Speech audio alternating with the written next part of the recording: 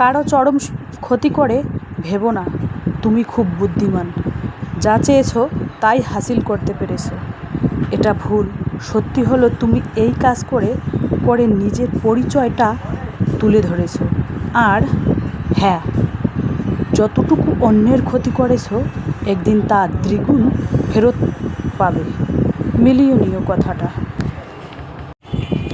500-600 টাকা দৈনিক ইনকাম করে ঘরে বসে গ্রামের গৃহিণী হয়ে লাইলন ব্যাগ সেলাই করে আর মুরগির ডিম বিক্রি করে আলহামদুলিল্লাহ।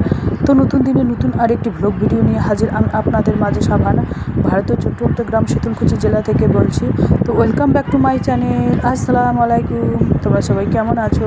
আমি আশা করি তোমরা সকলেই ভালো আছো। আলহামদুলিল্লাহ আমিও ভালো আছি, আর আমার পরিবার পরিজনদের নিয়ে আলহামদুলিল্লাহ আমি ভালো আছি। আর আমার প্রাণ প্রিয় কলিজা আপু ভাইয়েরা, তোমরা সবাই কেমন আছো? আমি আশা করি তোমরা সকলেই ভালো আছো। তো 500-600 টাকা দৈনিক ইনকাম করে ঘরে বসে গ্রামের গৃহিণী হয়ে লাইলন ব্যাগ সেলাই করে আর মুরগির ডিম বিক্রি করে, সেই বিষয় নিয়ে আলোচনা করব। এই যে দেখতেই পাচ্ছেন এখানে এক ধামা কাপড় চোপড় নিয়ে বসেছি। এক ধামা বলতে কি এক ধামা, অনেকগুলো কাপড় অনেক দিন থেকে গোছানো নেই। তো ভাবলাম যে না, বিছানার মধ্যে বসে ফ্যান চালু করে তারপরে গোছাবো, কারণ এত গরম পড়েছে কি বলবো, আর বলে বোঝাতে পারবো না। সবার মুখে একটাই কথা, উহ বাবা কি গরম, উহ মা কি গরম, এরকম একটা পরিস্থিতি। তো যাই হোক, গরমের দিনে তো গরম হবে, এটাই তো স্বাভাবিক, তাই না? তো যতই গরম হোক না কেন, যতই ঠান্ডা হোক না কেন, আমাদের সংসারের কাজ কোনো দিনও থেমে থাকে না। তো যাই হোক, এই কাপড়গুলো সমস্ত কাপড় গুছিয়ে আমি লাল রেকের মধ্যে রেখে দেবো, কারণ মানে কয়েকদিন ব্যস্ত ছিলাম, সেই জন্য কাপড় চোপড়গুলো একেবারে পুটলি করে আলমারির ভিতরে রেখে দিয়েছি। কোনো গোছালো ছিল না, একেবারে অগোছালো ছিল। তো ভাবলাম যে না, আজ একেবারে ওই যে পিছনে ফ্যান চলছে, ফ্যানটা একেবারে এই যে হ্যাভেলসের স্ট্যান্ড ফ্যানটা দেখতে পাচ্ছেন, এটা কিন্তু আমার পিছনে রেখে দিয়েছি, কারণ এক জায়গায় ফিক্সড করে রেখে দিয়েছি। এই কারণে ফ্যান এপাশে ওই জায়গায় যদি নিয়ে টানাটানি করা হয় তাহলে কিন্তু তাড়াতাড়ি নষ্ট হয়ে যাবে। সেই জন্য আর কি এক জায়গায় মানে ইয়ে করে রেখে দিয়েছি। তো যাই হোক, ঠান্ডার সময় এই ফ্যানটা কী করবো, একেবারে এর একটা যে ঠোঙা আছে বড়, ওই ঠোঙাটাতে ঢেকে তারপরে একেবারে রেখে দেবো। মাঝে মাঝে চালাবো, মাঝে মাঝে ইলেকট্রিক জিনিস না চালালে নষ্ট হয়ে যায়, মাঝে মাঝে চালাতে হবে। ফ্যানটার কি হাওয়া কি স্পিড দেখতেই পাচ্ছেন, আমার ওড়নাটা একেবারে উপরে উঠতেছে। তো চলো ব্লগটা দেখতেই থাকো। আজকে যতটুকুই পারি ততটুকুই শেয়ার করি, যেহেতু আমার ব্লগ প্রতিদিন বিকেল 4টায় আসে, সেই জন্য আমার ব্লগের মধ্যে কোনো না কোনো অংশে ভালো লাগলে সাবস্ক্রাইব করে পাশে থাকবেন। তো চলো, এই যে দেখতে পাচ্ছেন ওড়নাগুলো গুছিয়ে আলাদায় রাখবো, আর কুর্তিগুলো আলাদায় রাখবো, লেগিংসগুলো আলাদায় রাখবো। তো চলো মেইন টপিকে আসি আর কি, কারণ আমাদের প্রত্যেকদিনের যেভাবে হোক কোনো না কোনো তো ব্লগ শেয়ার করতেই হবে, তাই না? সেই জন্য ভাবি যে না, একটা ব্লগ তোমাদের কাছে যতবারই গরম হোক শেয়ার করতেই হবে। এইভাবে যদি কাপড় চোপড়গুলো গুছিয়ে রাখা যায় তাহলে কিন্তু মানে ভালো লাগে, আর যদি গুছিয়ে রাখতে না পারি তাহলে কিন্তু মনটা কেমন খুঁতখুত করে, ভালোই লাগে না। সেই জন্য আর কি এভাবে আর কি গুছিয়ে রাখার চেষ্টা করি আমি সব সময়। 500 টাকা 600 টাকা দৈনিক ইনকাম ঘরে বসেই গ্রামের গৃহিণী হয়ে লাইলন ব্যাগ সেলাই করে আর মুরগির ডিম বিক্রি করে। তো তোমরা তো বলতেই পারবেন যে 500 টাকা 600 টাকা কীভাবে দৈনিক ঘরে বসে সঞ্চয় করা যায়। এটা তো একেবারে সোজা উপায় না, একেবারে কঠিন ব্যাপার আর কি। তো দেখতে পাচ্ছেন আমি যেহেতু গ্রামের গৃহিণী, তো সংসারে যত কাজ আছে এভরিথিং কাজ সামাল দিয়ে তারপরে আমি ওই ব্যাগ সেলাই করি, আবার মুরগির ডিম আমাদের বাড়ি থেকেই নিয়ে যায়। তো 500-600 টাকা ইনকাম করা একেবারে সহজ ব্যাপার, কঠিন ব্যাপার কিন্তু কঠিনকে সহজ করে নিতে হয়, নিয়ে তারপরে আমাদের ইনকাম করে সঞ্চয় করতে হয়, ওখান থেকেই আমাদের সঞ্চয় করতে হয়। কারণ দেখুন, দিন শেষে নিজের খেয়াল নিজেকেই রাখতে হবে, নিজের পরিচয় নিজেকেই তৈরি করতে হবে। মানুষের পরিচয়ে না বেঁচে নিজের পরিচয়ে বাঁচতে হবে। তাই যাই হোক, 500 টাকা 600 টাকায় কীভাবে মানে সঞ্চয় করি সেটাই তোমাদের কাছে শেয়ার করলাম, কারণ দেখতেই পাচ্ছেন পরিস্থিতি, আর গরম পড়েছে। ভাবলাম যে না, এখন ব্যাগ সেলাই করা কি বন্ধই করে দিয়েছি, যা গরম পড়েছে। আর আমার কি হয়েছে জানো, অ্যালার্জি বার হয়েছে, লাল লাল লাল লাল একেবারে শুংশুঙায়, চুলকায়, ব্যথা করে, কী অবস্থা। প্রত্যেক বছরই কিন্তু আমার এরকম অ্যালার্জির মতো লাল লাল হয়। তো সেই জন্য আর কি সেলাই করতেছি না, ওই রান্নাটা কোনো রকম করে করি। বাসন কোসন ওইগুলো তো ধুতেই হয়। মুরগির ডিম বাড়ি থেকেই আলহামদুলিল্লাহ নিয়ে যায়। এখন মুরগির ডিম প্রচার হয়ে গেছে, সেই জন্য আমার এখানে ওখানে নিয়ে যেতে হয় না, বাড়ি থেকেই মানুষ নিয়ে যায় আর কি। তো যাই হোক, তোমরাও চেষ্টা করলে আমার মতো ঘরে বসে টাকা ইনকাম করতে পারবে, 500-600 টাকা ইনকাম করতে পারবে, যদি তোমাদের টার্গেট থাকে, বুদ্ধি থাকে, ইচ্ছা থাকে। ইচ্ছা না থাকলে কিন্তু ধরে বেঁধে তোমাকে কেউ করাতে পারবে না। তোমার ইচ্ছাটাই হলো মেন কথা।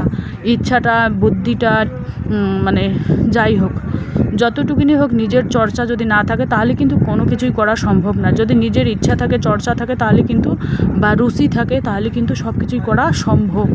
500 টাকা 600 টাকায় দৈনিক ইনকাম করা একেবারে সহজ, ঘরে বসেই।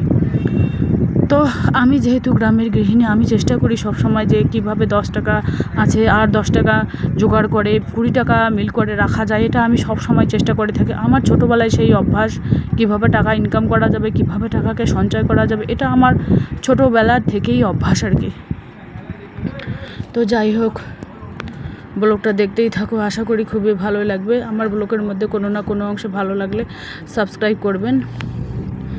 আর এই যে দেখতেই পাচ্ছেন, জানালাটা খুলে দিয়েছি।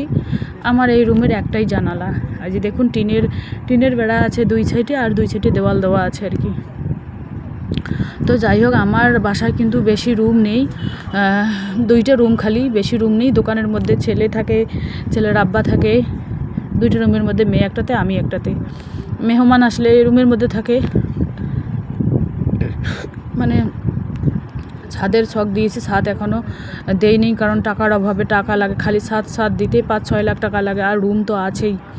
তো দেখা যাক, এই ঠান্ডার সময়ে প্ল্যান তো আছে ছাদ দেওয়ার, মানে পুরোটা ছাদ দিতে না পারলে অর্ধেকটা দিতে হবে, অল্প অল্প করে করতে হবে।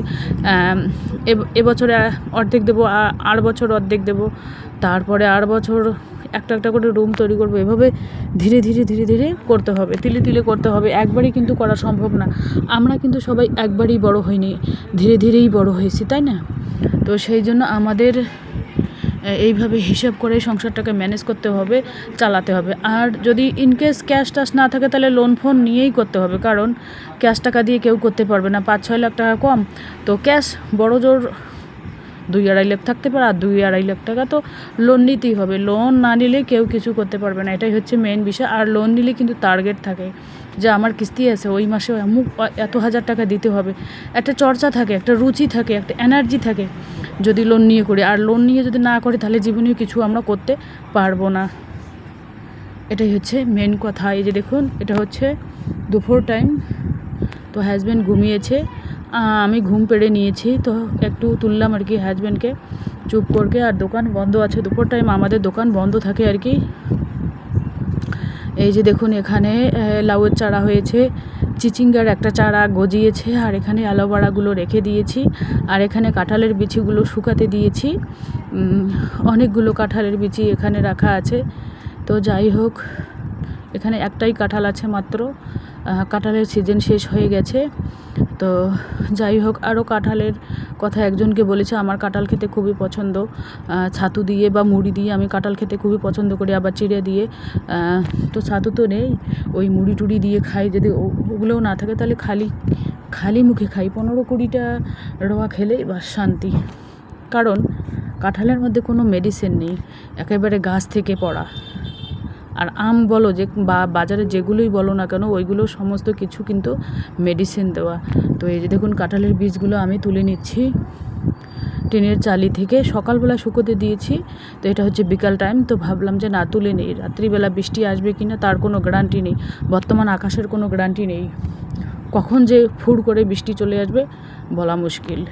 এই যে দেখুন, আমার চাল কুমড়ো আর পুঁই শাক চালের মধ্যে উঠেছে, আর একটা কুমড়ো গাছ তুলে দিয়েছি আর কি ওই চালের মধ্যে। তো 1 সপ্তাহ 10 দিনের মধ্যে আর কি চাল কুমড়োর ফুল বেরোবে। 3 দিন খাওয়া হইলো চাল কুমড়োর পাতা 3 দিন খাইলাম। বাড়ির ভিতরে যদি যে কোনো শাকসবজি থাকে, বাড়িতে যদি কোনো বাজার না থাকে, তাহলে কিন্তু অনায়াসে একবেলা 2 বেলা চালিয়ে দেওয়া যায়। একটু বুদ্ধিটা খাটাতে হবে।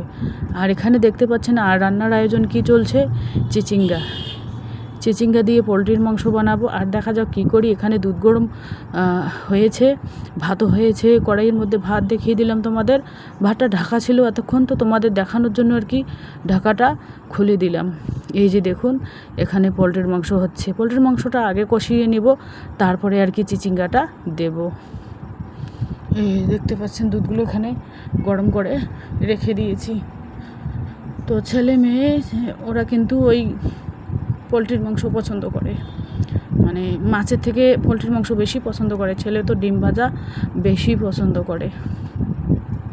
তো যাই হোক, চলো আজকের ব্লগ এ পর্যন্তই। ততক্ষণ তোমরা সবাই সুস্থ থাকো, সাবধানে থাকো। টাটা, আল্লাহ হাফেজ। এই যে দেখুন, বিছানাটা এভাবে টান করে নিয়েছি। বিছানাটা টান করা না থাকলে ঠিক আমার ভালোই লাগে না। ছেলে আর ছেলের আব্বা কিন্তু বিছানা খুব অগোছালো করে, তার জন্য আমার খুব মাঝে মাঝে রাগ হয়।